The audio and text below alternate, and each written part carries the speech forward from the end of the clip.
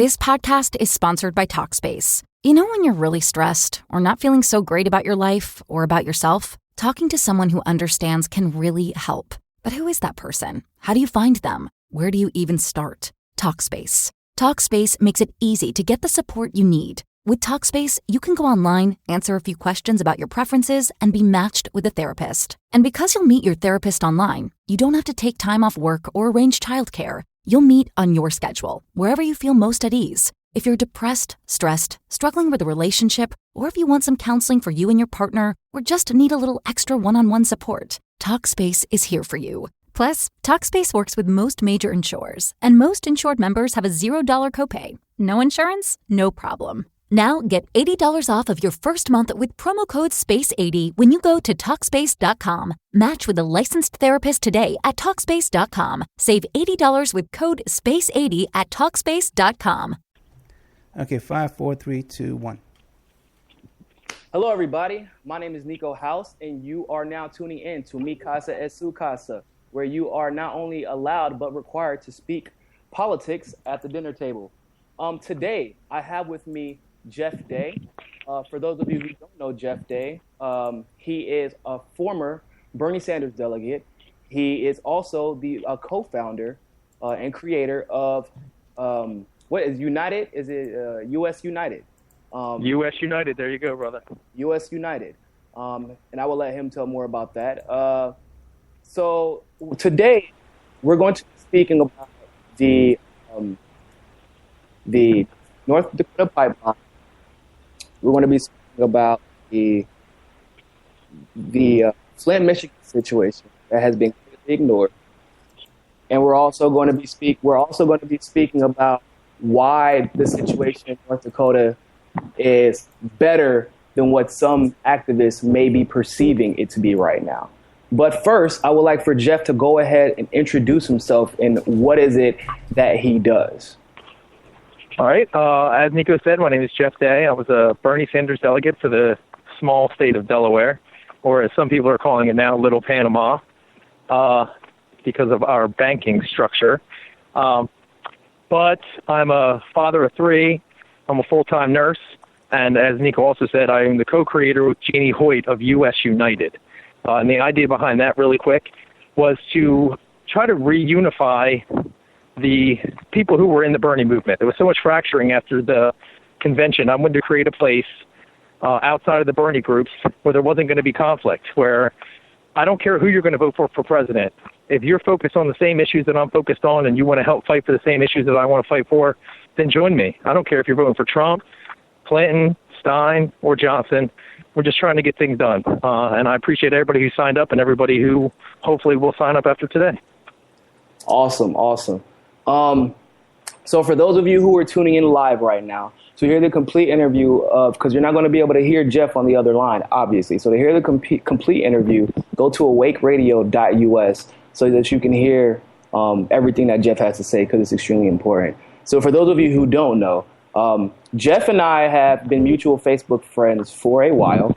However, we had never interacted personally, even at the DNC convention, because Jeff was a Bernie delegate and I was on the radical side of the Bernie supporters, to say the bus group, and I didn't want to risk having my credentials taken away. They could have been served better use for somebody else. However, me and Jeff actually met up in Michigan via a friend named Sneha. And we spoke at Jill Stein's rally. And then we decided to go to Flint, Michigan, as tired and exhausted as we were. And it was kind of there that a lot of things got put into perspective. And me and Jeff have a lot of the same goals, and we have a lot of the same mindset.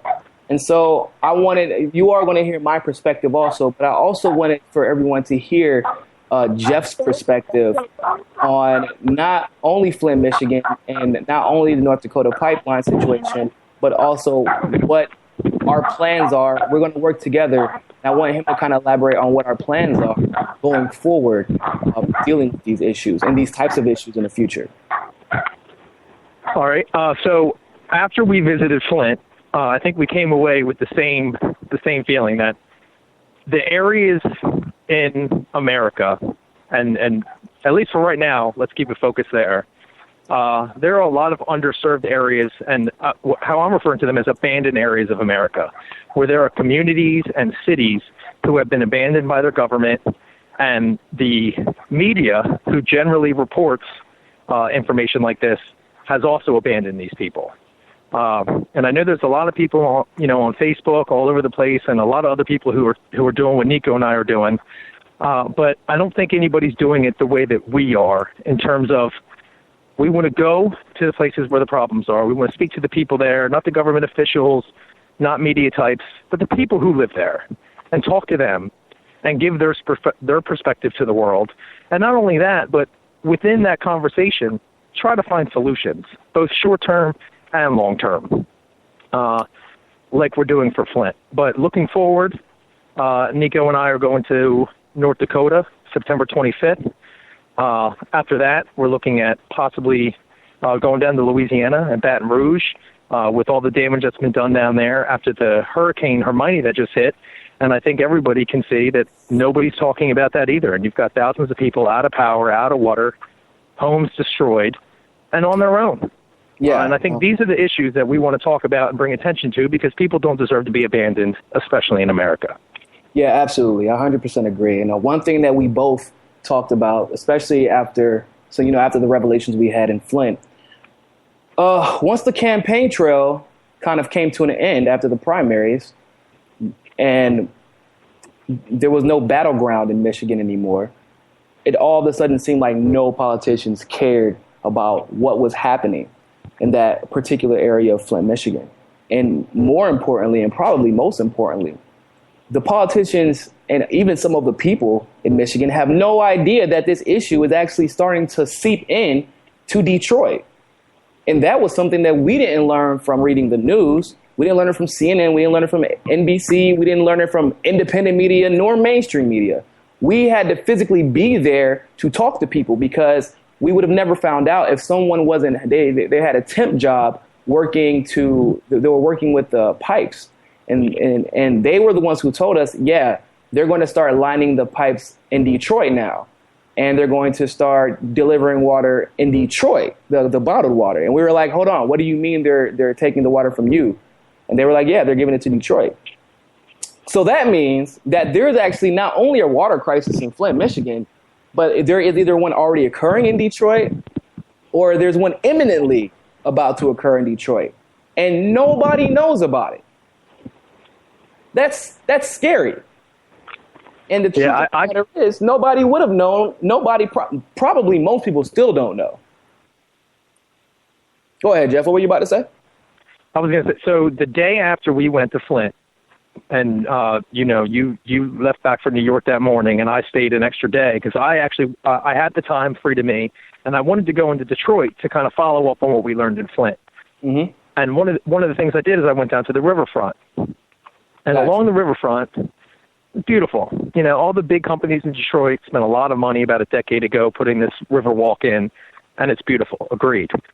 But I saw children playing in water fountains outside of the GMC building, the main, headquarters, and I smelled more chemicals, more chlorine in that water than I think I've ever smelled ever before at any community pool or anywhere. And I immediately had the realization of there are children and parents playing in these water fountains that based solely on the smell of chlorine and the extent, the amount that they used in there, and based off of our conversations in Flint, is that water that these children are playing in even safe for them to be playing in? And these parents have no idea that they should even be asking that question.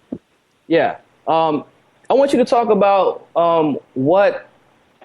Remember the conversation we had with the family, and the guy was like, well, we decide on whether we drink the water based off of if it's clear or not. They were like, well, if it's brown, we don't drink it. But if it's clear, we figured it was okay to go ahead and start drinking it.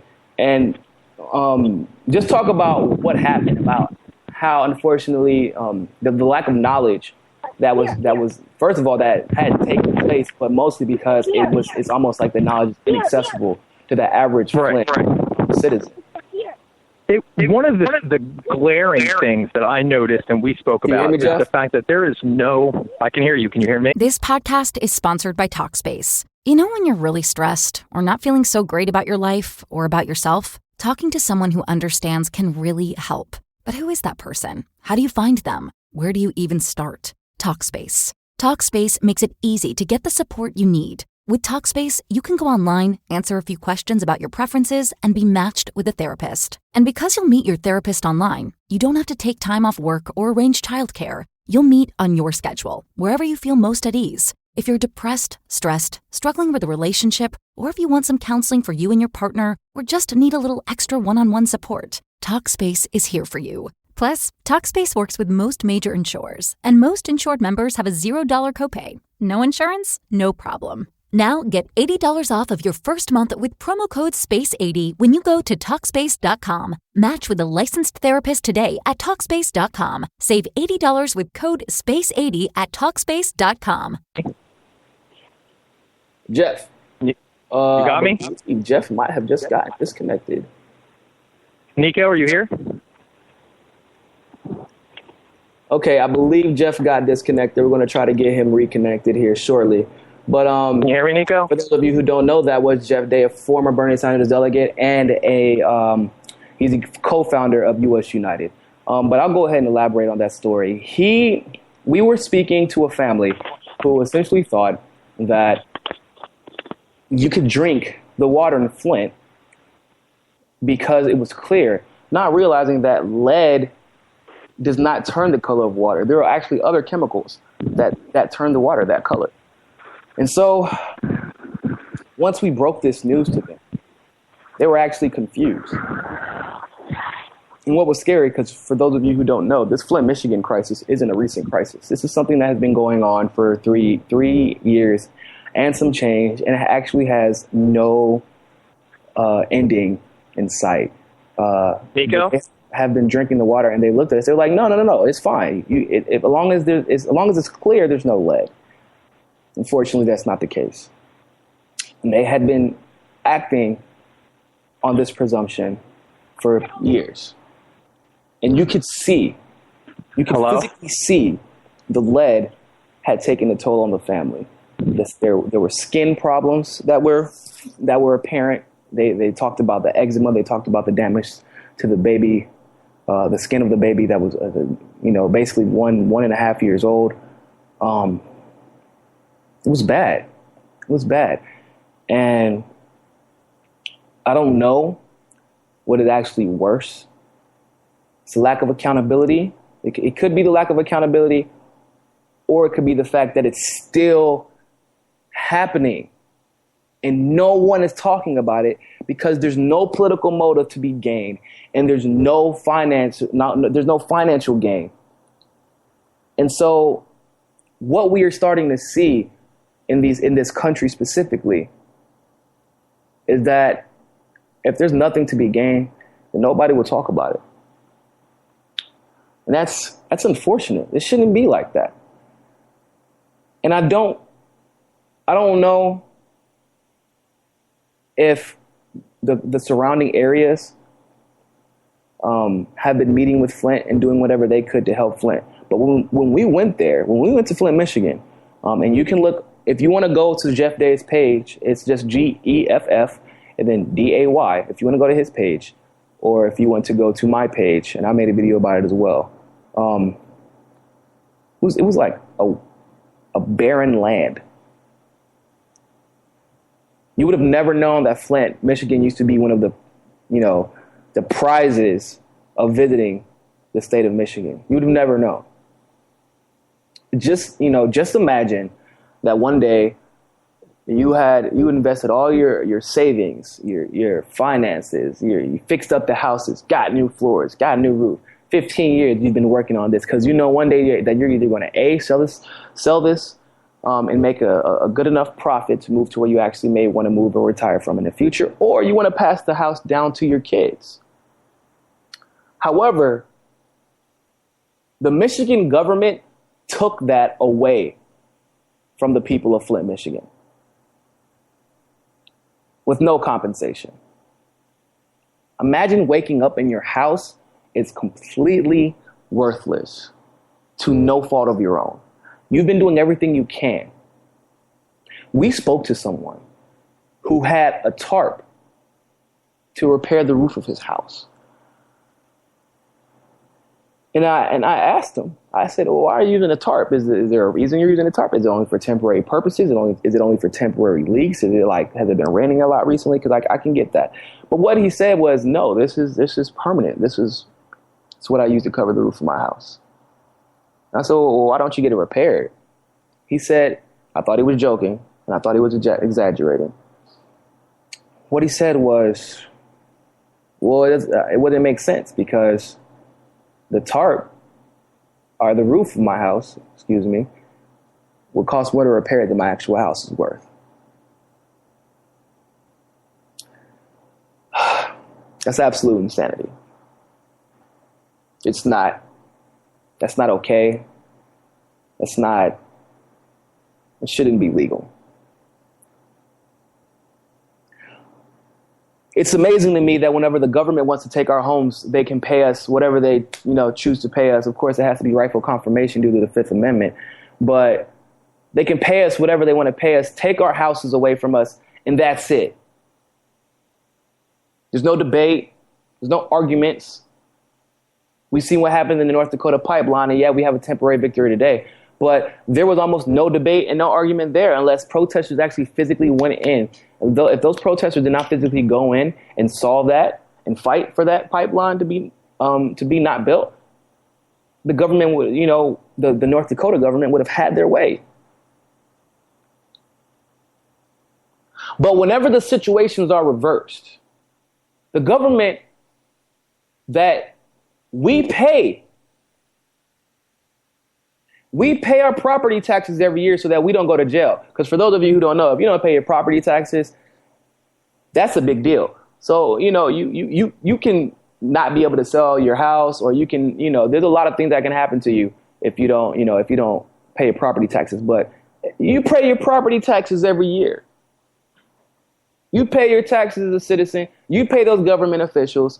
And then because of decisions by the government that you had absolutely no say in,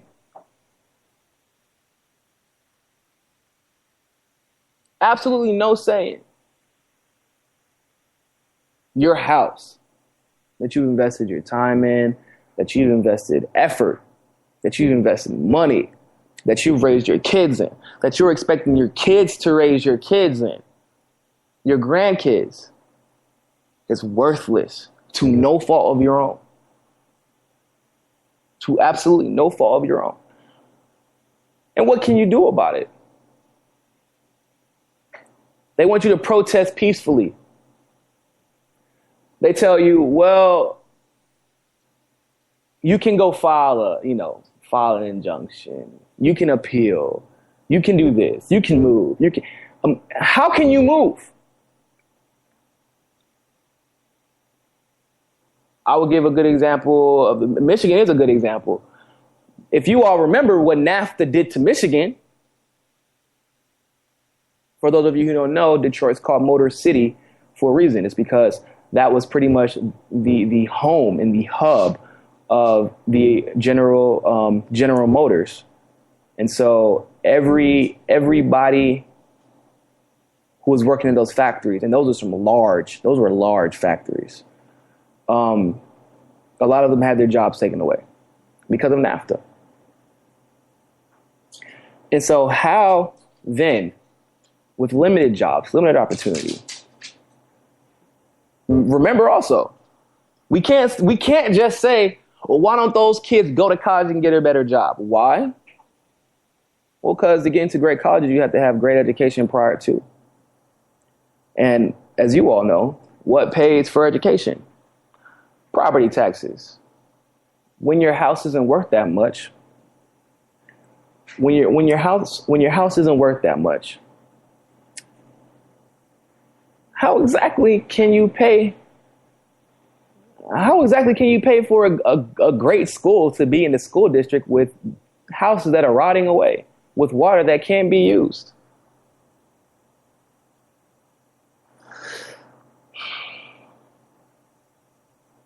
It's difficult.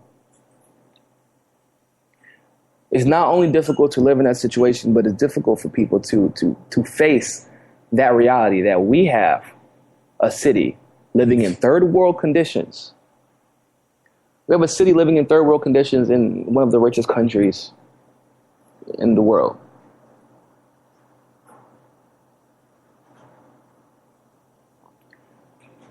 There are many people who are trying to come up with ideas about how to deal with these issues, but there are also way too many people content with their lives, thinking that won't happen to me. I live in LA. That could never happen to me. I live in San Francisco. I live in Raleigh, North Carolina. I live in New York. I live in Miami. These things can never happen to me. But guess what? History has shown that if one state government feels like gets away with something, other state governments also feel that they could get away with it as well. This is factual. So it sucks that Jeff got cut off because he had a lot more stuff to talk about.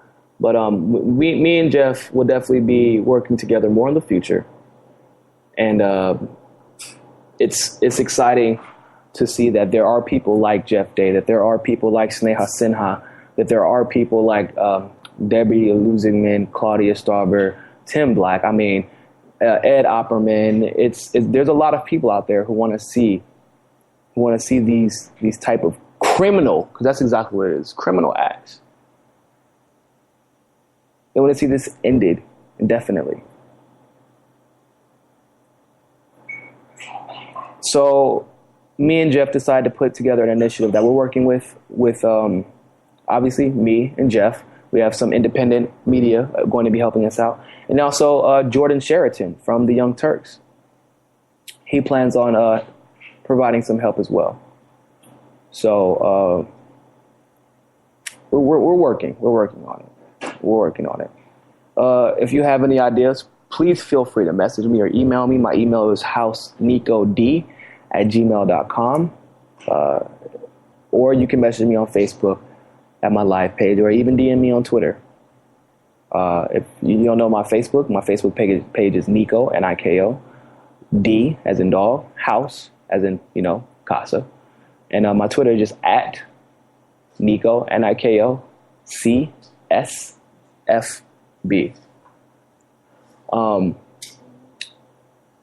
So we're going to go ahead and move on. Let me drink some of my juice. Parched. So, for those of you who didn't know, we actually had, and also because I know a lot of people are actually curious as to what this means. So, for everyone who is watching, if you're watching from Twitter, if you're watching from awakeradio.us and you're available to share that link, or if you're watching from Facebook Live, please share this right now because this is important. It's about the North Dakota pipeline. It's actually quite amazing from what we've seen. What we thought was going to happen and what we've seen in the last couple of days, where it looked like the situation it felt like in a lot of ways doomed. And so that's why I'm requesting that you all share this so I can hopefully put this in perspective for you and what exactly this means going forward. So for those of you who didn't know, the Justice Department has put an immediate halt, albeit possibly temporary. It has put an immediate halt to the North Dakota pipeline. And ladies and gentlemen, that is a huge, huge victory. Because yesterday, over the last couple of days, but I believe it was recently announced that the governor of North Dakota was about to launch, did not mobilize. I'm not there, so I haven't seen any reports on it of them officially arriving. But they were about to mobilize, if they did not actually mobilize, the National Guard. The National Guard. The state army, for those of you who don't know, the army of the state with guns. And so when all looked bleak, when all looked like it was going to be said and done, somehow, some way, the side of righteousness prevailed. And the State Department put an immediate halt to the North Dakota pipeline. Mind you that the North Dakota federal judge tried to continue the pipeline. And so what is amazing about this is that the State Department stepped in over the federal judge and said no. And I think that what is most important about this entire thing is not that they stopped the pipeline, but the context surrounding it. So one thing that we really should be looking at is what they said in the statement. And here's a few pieces of it. Quote, furthermore, this is after they said that they want to temporarily stop the pipeline. Quote, furthermore, there should be further discussion as to whether there should be a wider national reform as to how we view the lands of the Native Americans. And it actually goes even further. I mean, the more I read, the more I was impressed at the statement. With respect to considering tribes' views on these types of infrastructure projects. Therefore, this fall, we will invite tribes to a formal government-to-government consultations on two questions.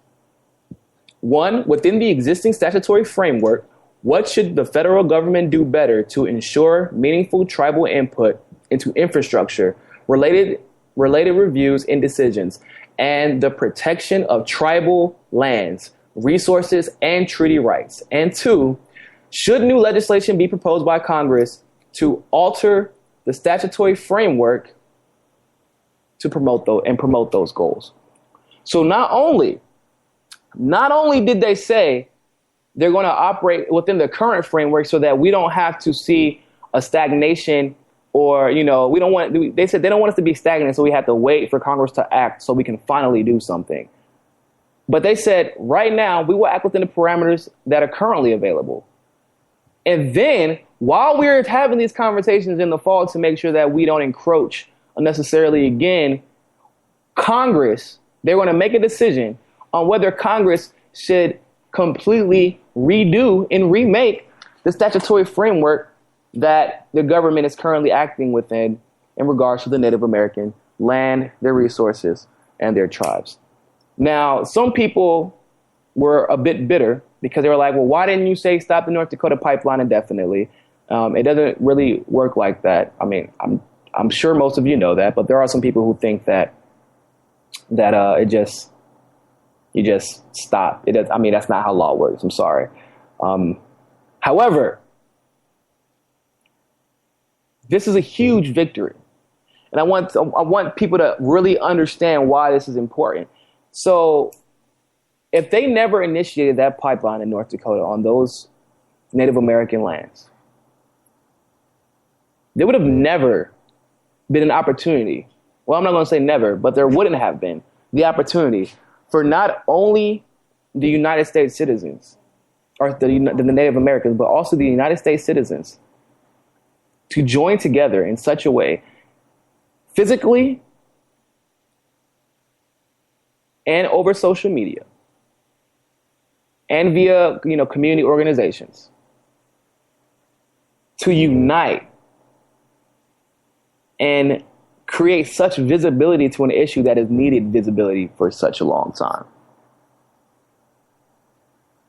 And I think that people really underestimate how important that was. Because let us be very, very clear. When you are a minority in America, you can yell all you want to.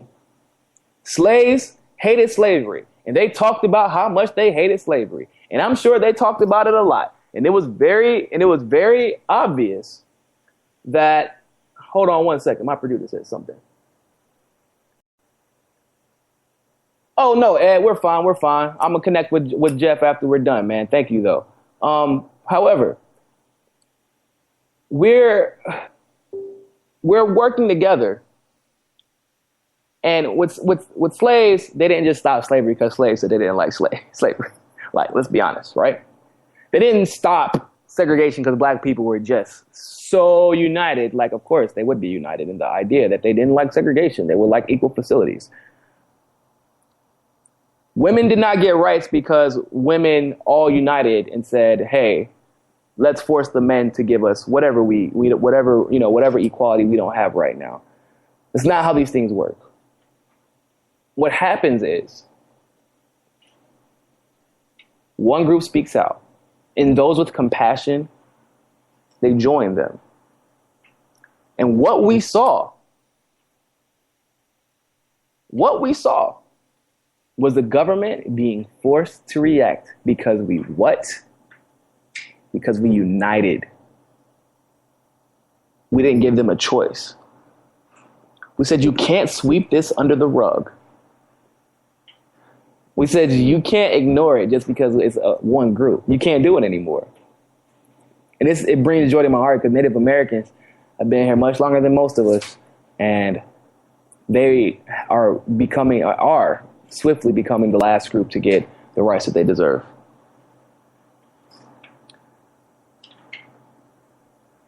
We didn't give them a choice because they're like, okay, it's only Native Americans. Who cares about them? We've been able to take advantage of them since the dawn of U.S. history. So, oh, wow, okay. Well, there's some few other people. But, those are just environmentalist activist organizations. Nobody pays attention to those tree huggers. And then next thing you know, celebrities walk out. Then everyday individuals. And then more importantly, and probably most importantly, mainstream media. We did not allow mainstream media to tell us the narrative. Citizen journalists and independent journalists like Jordan Sheraton or Susan and Amy Goodman and others went out, and we didn't allow the mainstream media to distort the narrative, the actual narrative. And once this happened, everyone, more and more and more and more people start going out, and now you have to deal with not one demographic, not two demographics, but everyone, because we united.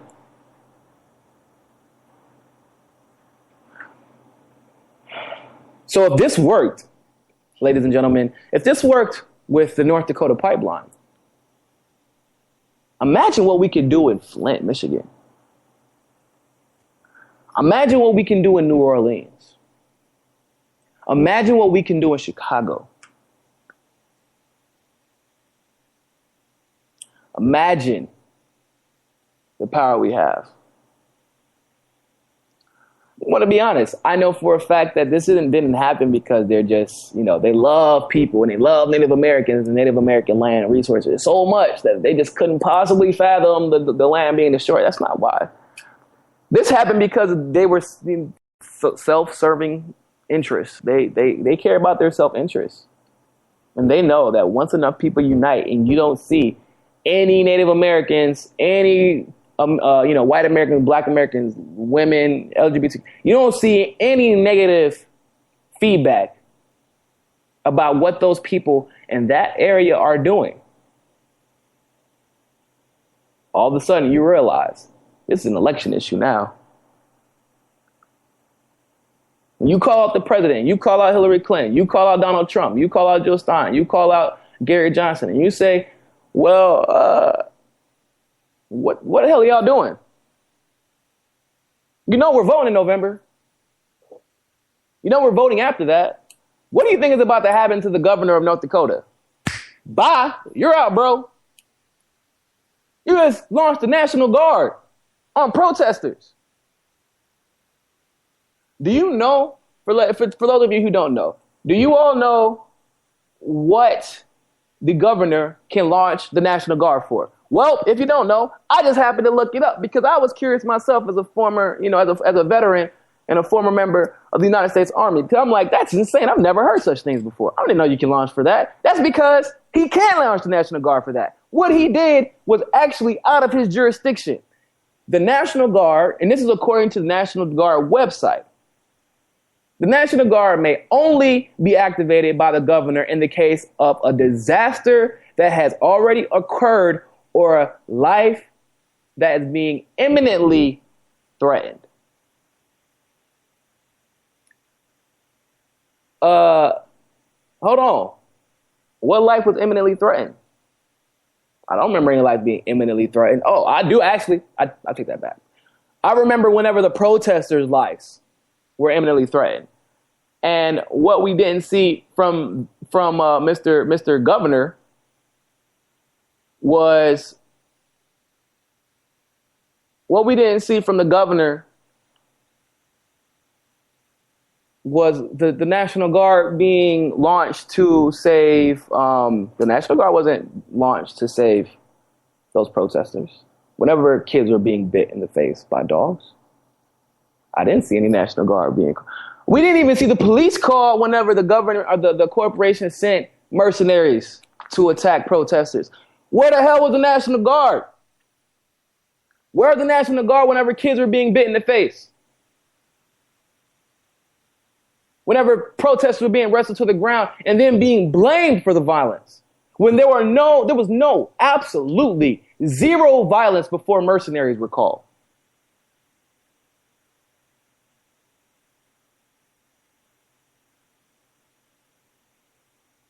Where we all at? The fact of the matter is, ladies and gentlemen, the state governor abused his power. And that is something that we should not forget. That is something that we must remind ourselves of the next time, because situations like these serve as tools for education on how we should move forward. We saw a state governor launch the National Guard for what? And you then have to ask the next question. Actually, you don't have to ask the question. I can tell you. Just follow the money. Follow the moolah. Because let's be honest, ladies and gentlemen, why does the governor launch the National Guard? For protesters.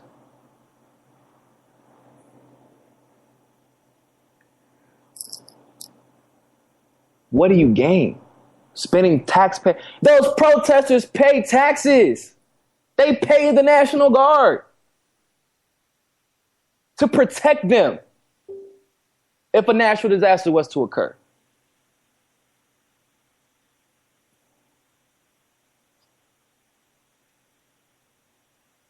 That's what you do with my tax dollars? So my next step, if I was from North Dakota, or if I lived in North Dakota, my next step would be get that governor the hell out of office.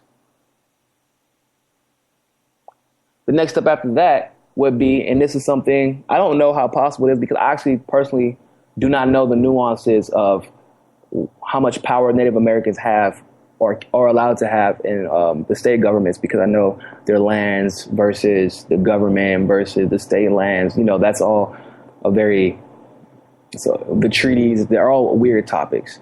So I don't know, I'm not educated enough, but I'm hoping to become more educated as the situation evolves.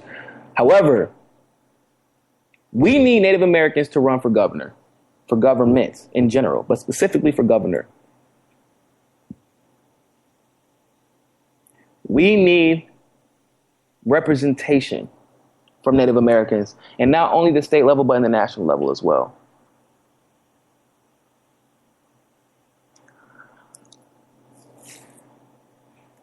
And then what we need, like many times we saw during the civil rights movements, we need to make sure that those candidates are put on the forefront of the national stage. And we need to make sure they get in office. It must not stop here. One thing that many people love about California is that you cannot say that the Latinos are not equally represented. Now, I'm not going to lie. A lot of Latinos are bought off in the state legislature. I'm not going to lie about that. But I know black people who are bought off in there. The Black Caucus has been bought off by corporate money for quite a while. Sad to say.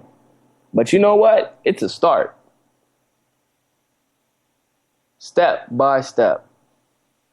Step by step. The next thing we have to do is find out who, and this is something that every single community needs to do. And so I hope you're watching. Share this. If you're watching from Twitter, retweet it. If you're watching from Facebook, share this right now, because every single community needs to do this. Most of you all don't know, the judge position is an elected position. And it's possibly one of the most important positions outside of your state legislature and your governor.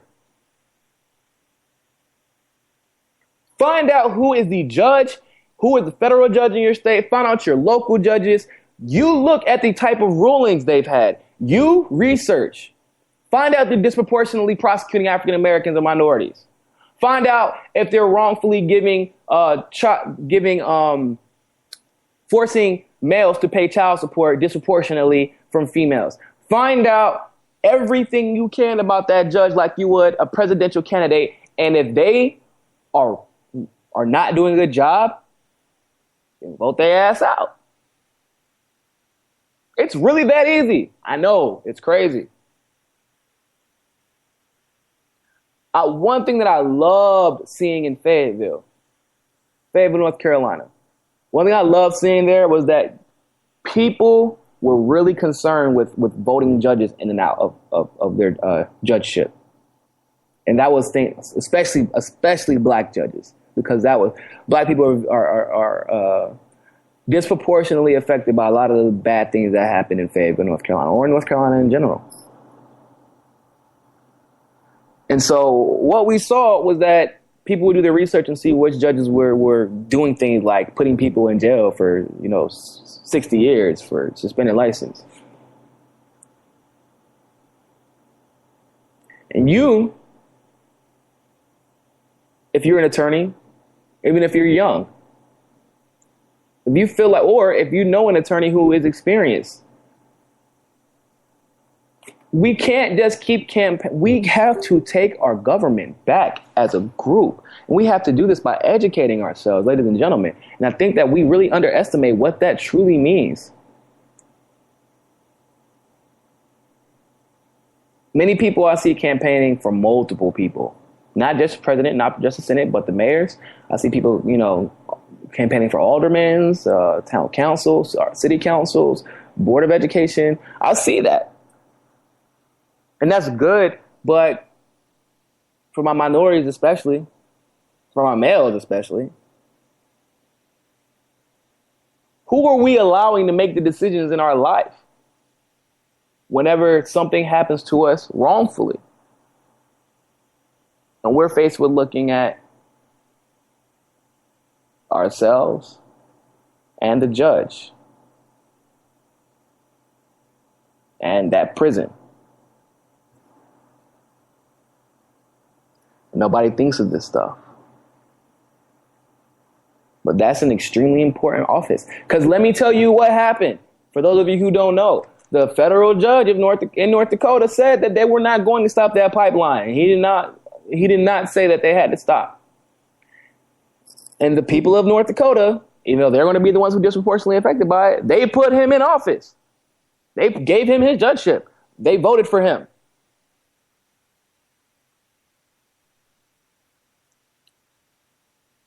We have much more control. I know people think that the government has a lot of control, but I promise you, we have much more control than what people think. Every vote counts, and not necessarily in the way that you think. Every vote counts because we have accountability. Every vote counts because I remember if I voted. And especially in the era of social media, you can find out if other people voted, especially in the era of Google Docs, where all these programs where you can say, if you voted, put your name here, who you voted for, or what, things like that. So although your vote may not have been counted by that machine, guess what? We have people like Election Justice USA who can go out and find out. But they can't do their job efficiently if you don't tell them that you voted and that you didn't go out and vote and that you didn't put that effort in. And you can't say, well, we campaign here, here, and here. We phone bank here, here, and here. Here are statistics from phone banking. Here are statistics from canvassing. Here's the statistics for this particular demographic.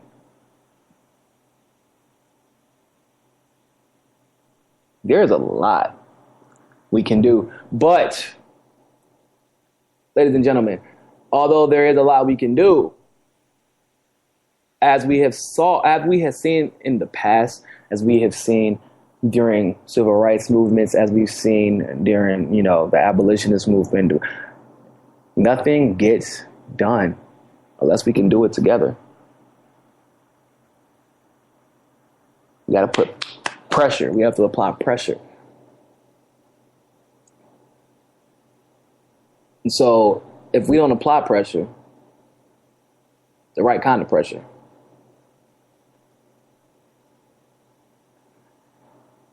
we're going to see individual groups continue to suffer. We're going to see places like Flint, Michigan continue to suffer. We're going to see places like New Orleans continue to suffer, like the Bronx.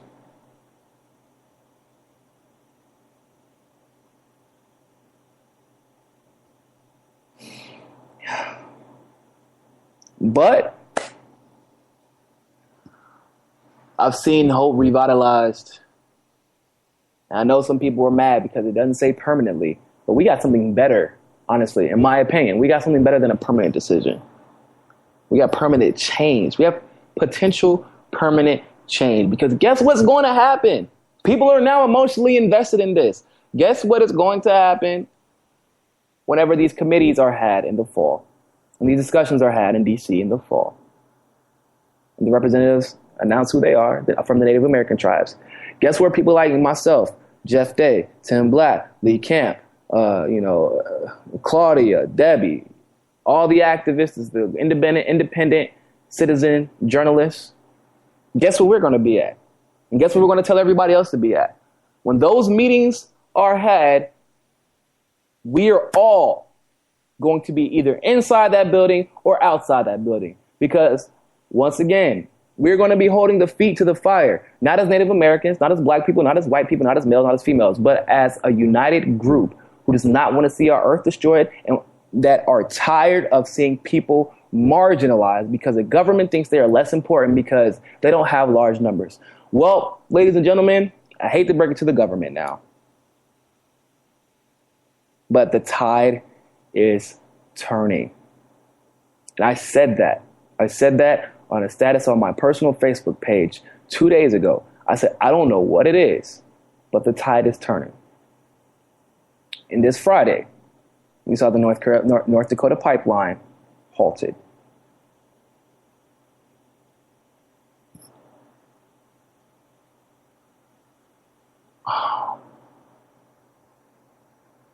So, with that being said, we have about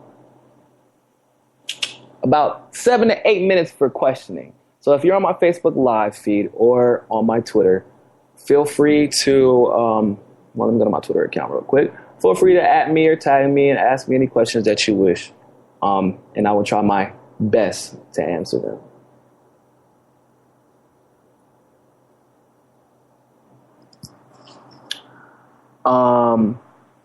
So I have a question from Daniel Goheen.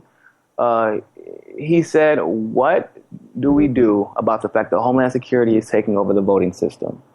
Honestly, I don't know what to do. I don't know what to do yet, only because Election Justice USA hasn't confirmed to me that they're officially taking over the system.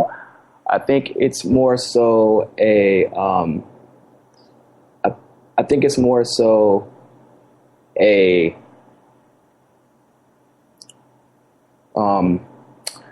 like they're taking precautions, like it may be something that's being done, and I don't know if it's a knee-jerk reaction to all the election fraud that's going on, or if they're just trying to gain control of our voting system. So I'm not sure. I'm honestly not sure what to talk about. Once I do find out about it, though, you all know, especially if you've been, supporting me for a while and following my page, I will tell you. I will find out, and I will get all the details I possibly can. What is the next question?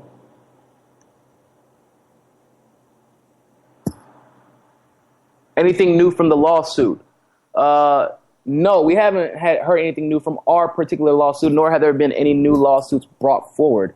But what I would absolutely love to see, and this isn't election fraud, but what I would love to see is North Dakota, the Native Americans of that area, bring charges against that damn pipeline for destroying that burial ground, because that was absolutely horrendous. It made me sick to my stomach hearing about that. And I want them to sue that company and all the banks involved for every penny they got, and fix that and repair that land. So Brandy asked me for an update on Flint, Michigan. Currently, me and Jeff are still working on a plan to it's a complicated scenario, because we're trying to work on a short-term plan and a long-term plan with myself, Jeff Day, and Sneha Sinha, and Jordan Sheraton. And it's not an easy answer, because we thought that filters may be the answer, and filters are only the temporary answer still. So you know what we might have to do? I might have to ask you all, and we might have to use our resources to put fire to the feet of the government once again. We need to have protests very similar to what we saw in North Dakota once again. We need to make sure that we use each other in the way that we saw in North Dakota. That was truly inspiring, honestly. It really was. And it showed that we can get stuff done. We do have more power than what people would like us to believe. But the short-term plan is for us to start gathering money, and mostly for others to kind of buy water, because we don't want to give money to just anybody. So what we want to do is come up with a plan where it's feasible to partner up with churches and local organizations to pass out water, and teach them how to organize. That is one of the key things that we want to do. We want to teach the community how to organize, because one thing that I think people overlook, it wasn't that random people from outside of North Dakota came in and supported that community. I haven't personally been there yet, but we came in after the community itself started organizing. And that served as an inspiration, because it's hard for people to come in, and we don't know your community better than you do. We can't. It's impossible. So it was important for the people of that community to start organizing. So what me and Jeff and a few others intend to do is to teach them how to organize, teach them how to interact, and that way, whenever the time comes and they make that call, we can all show up. So that's an update in Flint. Anthony Birdman asked, is there any way to get included in one of the 5 major debate polls, preferably one that includes Stein and Johnson, without just hoping for a random phone call? Actually, no, there's absolutely no way to just put yourself in the debate polls, or any of the 5 major. That's actually, it's not necessarily illegal, but it screws up the poll beyond belief. And it completely, I know it, because it's not honestly representative. I honestly believe, Jill Stein right now has the most states, the Green Party's on the most states it's ever been as far as the ballots are concerned in history. So to say that Jill Stein has 3 to 5% of the national vote, at least popular vote, no, there's no way. If we want to talk about electoral votes, that's a whole different discussion, and we can address that. But they're trying to pretend as if Jill Stein isn't as popular as she really is. So unfortunately, there is no way to call and just be on a poll. But there's other ways to help out the campaign, of course, if you know. And what you can do is things like phone bank, things like canvassing, so that maybe you don't get the phone call, but guess what? Somebody will get the phone call that maybe you ran into, and convince them to vote for Jill Stein. Sneha said, she asked me to expand in what steps we should continue to take in order to help our brothers and sisters in Standing Rock so we don't lose attention in the heart of what occurred today. So actually, Sneha, I think that you came a little late, but I'll go ahead and elaborate on it once again. But what I told them, we got about 2 to 3 minutes, but what I told them was that we should not just stop at the Standing Rock situation. That should continue to remain the focus, and we should use that as a tool to perpetuate the end of the current governor. We need to get him out of office. We need to get those judges who are making these horrible decisions in regards to Native Americans out of office. And we need to not only use our power of activism, but our political power as well, to not lose focus, but not only focus on one thing. We want to be, and people know me, if you heard my videos and seen my videos before, my biggest pet peeve is being proactive and preemptive instead of reactive. Be preventive, not reactionary. You go out, you find out who's running for judge in your districts, federal districts, local districts. Because you want to know not only who's going to be in a local district, but you want to know who, if you appeal, what judge is potentially going to be handling your case. Because what we saw was that the federal judge said one thing, but then the United States State Department said a completely different thing and was much more compassionate, and not only said something completely different in regards to whether the construction should continue, but then they said, here's the plan, here's what we want to do, here's how we should move forward. And so the next 2 steps would be political activism, learn about your community, learn who's making those decisions. Then the next step after that would be continue to put pressure on the State Department to find out when are these meetings going to be had. And you show up to those meetings in great numbers. You organize. You bring attention to that. I'm going to be there. Most likely Sneha's going to be here. Most likely Jeff Day, and most likely all the other independent journalists are going to be there. But you make sure that you continue to put pressure on the government. Right now, we're wanting to hear what the Native Americans of South Dakota or North Dakota want to do to go forward. And I trust their words. So if they say we're not going anywhere right now because we don't trust them, guess what? I'm still planning on heading out there on the 25th. And so are many other people. So I think that we're in a really good space right now. And we're in a really good place. Like I said before, the tide is changing. The tide is changing. And so, with that being said, it's about time for us to shift gears and change shows. But I will be back again next week, 7:00 p.m. Eastern Time, 4 p.m. Pacific Time. And of course, you can follow me on Facebook at Niko D House, Niko D as in dog and house, at Twitter at Niko Niko CSFB. And if you are listening and you want to have any ads promoted on my show via or my YouTube channel or Facebook or whatever, just email me at housenicod@gmail.com. Thank you all for watching once again, and you all have a fantastic evening and have a safe weekend.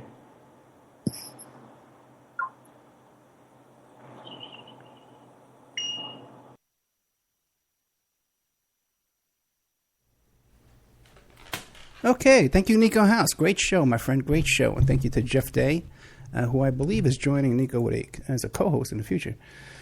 Okay, a couple of little announcements before we get started. And then we'll get started with the Opperman Report. Great show. One of my favorite shows here on AwakeRadio.us. And on the air radio network. Couple of things. One is that right now, as we speak, September 9th, 2016, at almost 5 p.m., there is a protest rally going on at the Las Vegas Strip in front of the Bellagio Hotel in support of the activists, the Sioux Nation activists in North Dakota. Being led by our very own Melissa Freya Scores, leading the charge over there. So I want to just draw your attention to that. You can show's going to be on iHeartRadio, so you can listen in your cars as you drive over there to join the protest. Also, too, had a little banking situation okay, this week, and I'm trying to raise funds. We bought this megaphone for the march, and so I laid out the money for it. And so we're seeking donations for that, $5 if you want. It's oppermanreport@gmail.com. And what happened was I laid out the money for it myself, and it turns out, it's a long story, I'll tell later on at the after show, that I got an overdraft at the bank. So if you want to get a member section, 1 year, I'll give you 13 months for $60. If you do it tonight, send me $60, oppermanreport@gmail.com. I'll give you a 1 year, 13-month subscription, okay? So now, welcome to our next show on the Opperman Report.